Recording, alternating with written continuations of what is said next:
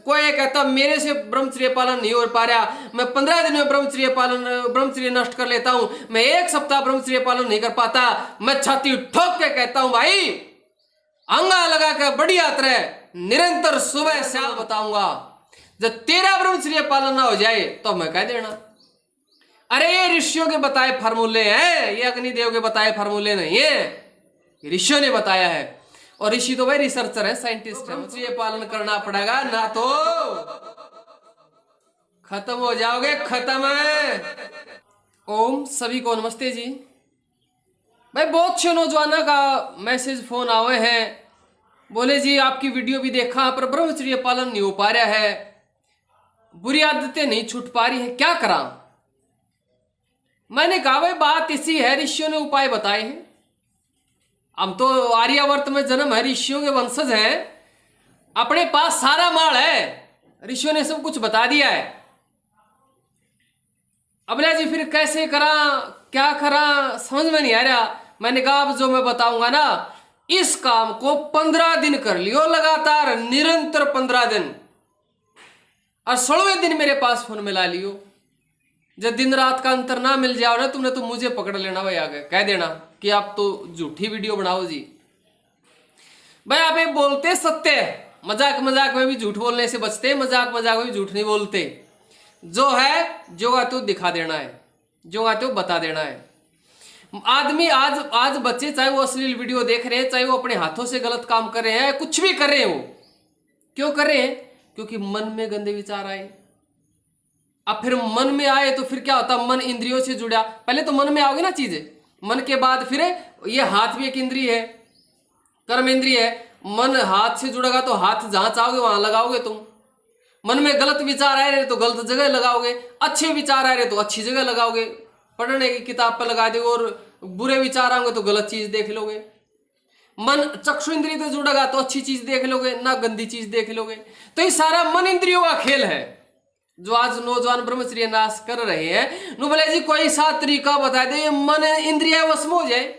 अपन ने तो जड़ में प्रहार करना है, पेड़ बढ़ाना है तो उसकी जड़ को सींचो, जड़ देखो इस बीमारी की जड़ क्या है। आज रोग के लक्षण देख रहे हैं, पर कारण क्या है इस रोग का, ये रोग हो क्यों रहा है, उस चीज पर किसी का ध्यान ही नहीं है। तो जो ब्रह्मचर्य नाश का जो सबसे बड़ा कारण है वो है मन और इंद्रियों का पर अपना वश ना होना, मन इंद्रियों पर अपना संयम न होना, ये ब्रह्मचर्य नाश का एक बड़ा कारण है। बोले जी इसका कुछ तरीका फार्मूला बताया ऋषियों ने, बताया भाई बिल्कुल बताया। मैं ऋषि मनु जी बोले अगर जिस तरह अग्नि में तपाने से सोना कुंदन हो जाता है, उसी तरह प्राणायाम के करने से शरीर के सब दोष नष्ट हो जाते हैं। फिर महर्षि दयानंद जी आए, बोले अरे प्राणायाम के करने से मन वश में हो जाएगा और मन से इंद्रिया वश में हो जाएंगी। फिर महर्षि पतंजलि जी बोले प्राणायाम के करने से चित्त निर्मल हो जाएगा, और भी बहुत बात बताई। तो इसलिए मैं कहता हूं भाई कोई कहता मेरे से ब्रह्मचर्य पालन नहीं हो पा रहा, मैं 15 दिन में ब्रह्मचर्य नष्ट कर लेता हूं, मैं 1 सप्ताह ब्रह्मचर्य पालन नहीं कर पाता, मैं छाती ठोक के कहता हूं भाई अंगा लगा कर बढ़िया तरह निरंतर सुबह शाम प्राणायाम कर लेना जो मैं बताऊंगा। जब तेरा ब्रह्मचर्य पालन ना हो जाए तो मैं कह देना अरे ये ऋषियों के बताए फार्मूले हैं, ये अग्निदेव के बताए फार्मूले नहीं है, ऋषियों ने बताया है। और ऋषि तो भाई रिसर्चर है, साइंटिस्ट है मैं तो। और ब्रह्मचर्य कोई हंसी खेल नहीं है, कदे हंसी खेल मान लो ब्रह्मचर्य ने। एक योद्धा, कौन सा योद्धा?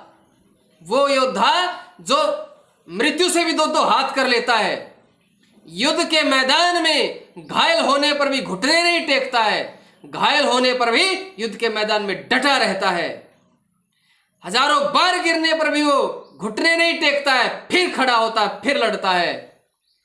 पता नहीं कितनी बार उसका मौत से आमना सामना होता है। यदि उसके सामने क्रोध से भरा हुआ हाथी आ जाए, उस हाथी का भी मस्तक फोड़ने की हिम्मत रखता वो शूरवीर, वो योद्धा। यदि उसके सामने क्रोध से भरा हुआ शेर आ जाए, उस शेर को भी मारने की, चुटकी में मारने की हिम्मत रखता वो वीर, वो शूरवीर, वो योद्धा। लेकिन ऐसे वीरों के सामने भी एक मुनि जी बोलते हैं, ऋषि मुनि हमारे क्या, कि मैं इन वीरों के सामने बलपूर्वक साहसपूर्वक कहता हूं, कौन है इनमें जो वासना को मार सके? तो कहा विरला मनुष्य।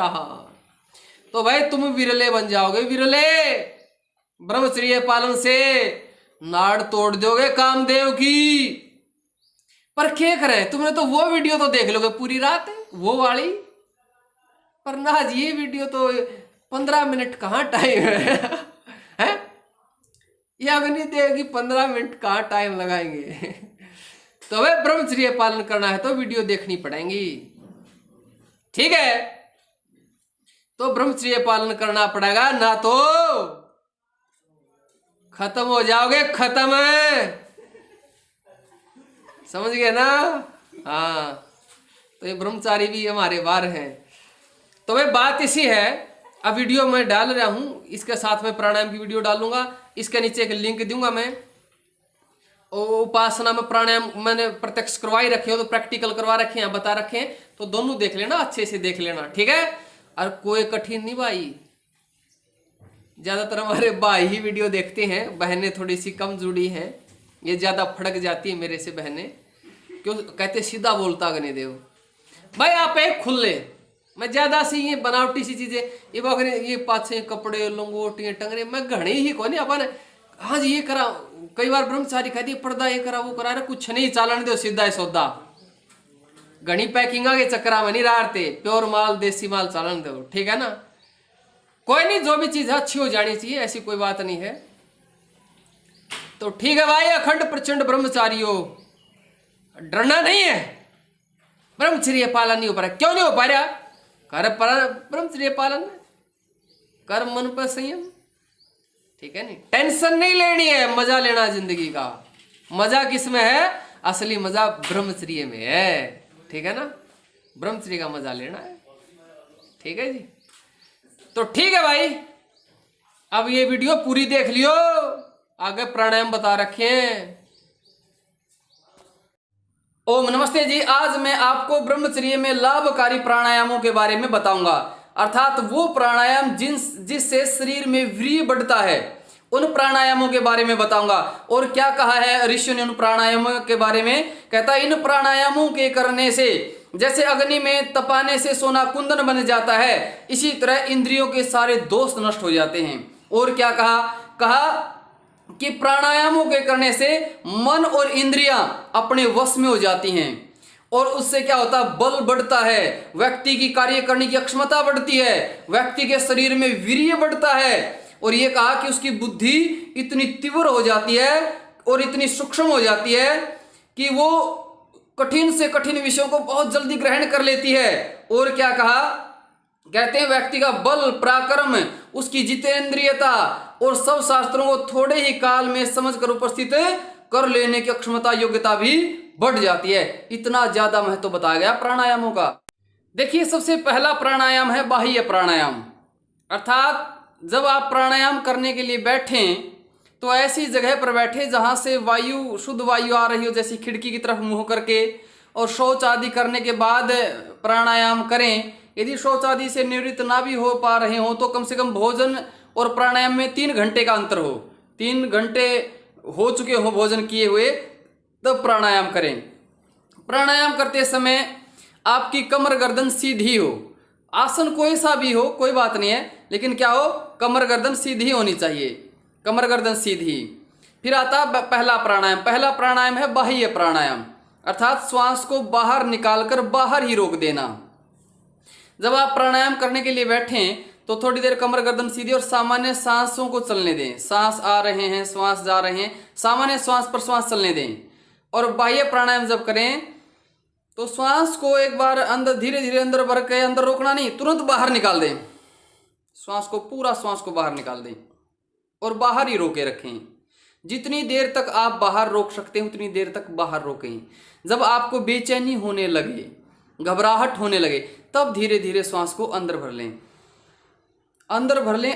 यहां पर एक प्राणायाम हो जाता है, कौन सा? बाह्य प्राणायाम। जब आप अंदर भरेंगे तो अंदर रोकना नहीं है।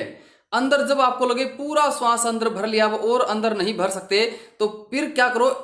फिर पूरे को बाहर निकाल दो, पूरे को बाहर निकालो और बाहर ही रोक दो, बाहर ही रोके रखो। बेचैनी जितनी देर तक हो सकता है बाहर रोकें। जब आपको लगे कि बेचैनी होने लगी है, फिर धीरे धीरे श्वास को अंदर भर लें। यहां पर कितनी बार हो गया बाह्य प्राणायाम? 2 बार हो गया, 2 हो गए बाह्य प्राणायाम। तो श्वास को अंदर भर लें, अंदर रोकना नहीं है। जब आपको लगे श्वास को अंदर भर लिया, फिर उसको बाहर निकाल दें, बाहर ही रोक दें। जब आपको बाहर रोके हुए बेचैनी होने लगे, फिर धीरे धीरे अंदर भर लें। ये 3 बार बाह्य प्राणायाम हो गया।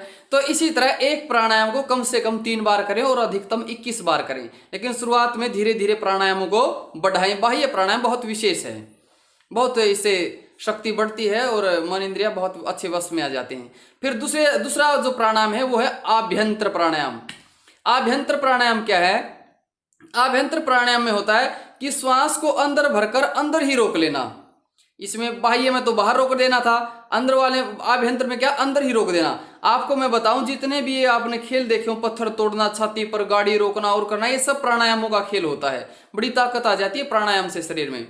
तो आइए दूसरा प्राणायाम शुरू करते हैं। जब आपने बाह्य प्राणायाम कर लें, 3 बार किया, 5 बार किया या 7 बार किया, तो उसके बाद जब आप आभ्यंतर प्राणायाम शुरू करें, तो आभ्यंतर प्राणायाम शुरू करने से पहले थोड़ी देर सामान्य श्वासों को चलने दें। सामान्य सांस प्रश्वास, सांस आ रहे हैं, सामान्य सांसों की गति चलने दें। फिर क्यों अब हम करते हैं आभ्यंतर प्राणायाम शुरू। फिर इसमें क्या करें? फिर श्वासों को धीरे धीरे पूरा अंदर भर लो, छाती में पूरा। जब आपको लगे और श्वास नहीं भरा जा सकता तो रोक लें, अंदर भर कर अंदर ही रोक लें, अंदर ही रोके रखें। जितनी देर हो सकता है आप उतनी देर उसे अंदर ही रोके रखें। जब आपको बेचैनी होने लगे, घबराहट सी होने लगे, तो धीरे धीरे श्वास को बाहर निकाल दें। और जब आपको लगे पूरा श्वास बाहर निकाल दिया है, तो फिर क्या करें? फिर तुरंत अब बाहर निकालकर बाहर नहीं रोकना है। फिर यहाँ क्या हो जाता है, एक बार प्राणायाम हो गया, फिर दूसरा करेंगे तो बाहर जैसे निकाला, तो फिर श्वास को धीरे धीरे पूरा अंदर भर लें और अंदर ही रोक लें, अंदर ही रोके रखें।